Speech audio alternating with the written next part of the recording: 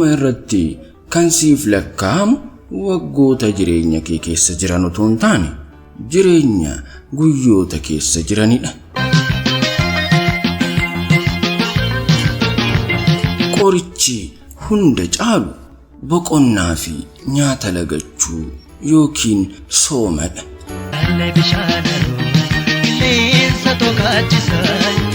Jireenyi keenya sammuu keenyaan bocame.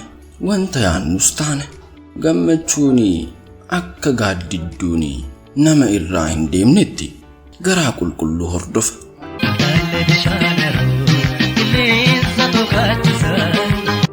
Waatiiwwan kee kaleessaa fi kan yaaddoftu yoo taate milkaa'inni kee har'a ni xiqqaata.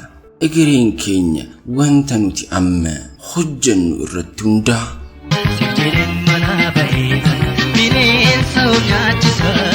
Lolli gadhee akka ta'e dubbachuu qofti gahaa miti. Nagaa jaalachuu fi aarsaa baasuufiin barbaachisaadha.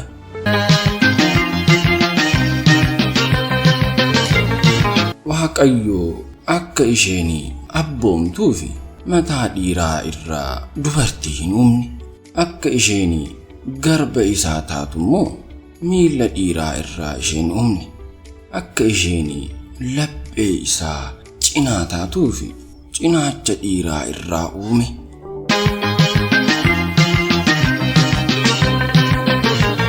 Seenaa keessatti adurree akka tasaa otoo inni rafuu hantuuta qabate dhageessanii beektu? Ani hin dhageenye.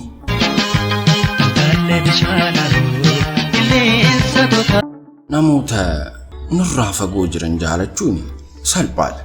Warra nutti dhiyoo jiran immoo yeroo hundumaa jaalachuun salphaa miti. Nama mana keenya keessaa hin jaalatamne tokko beela baasuu fi ruuzii burcuqqoo tokko kennuufin qofummaa fi dhukkuba isaa irraa gargaaru caalaa salphaadha. Jaalala mana kee fidi. Jaalalli waliif qabnu kan jalqabu achitti waan ta'eef.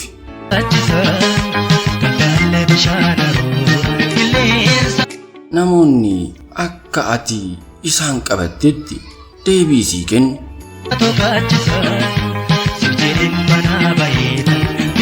Diinni isaa ijoollee akka isaaf barsiisu kan heeyyamu gowwaa qofa.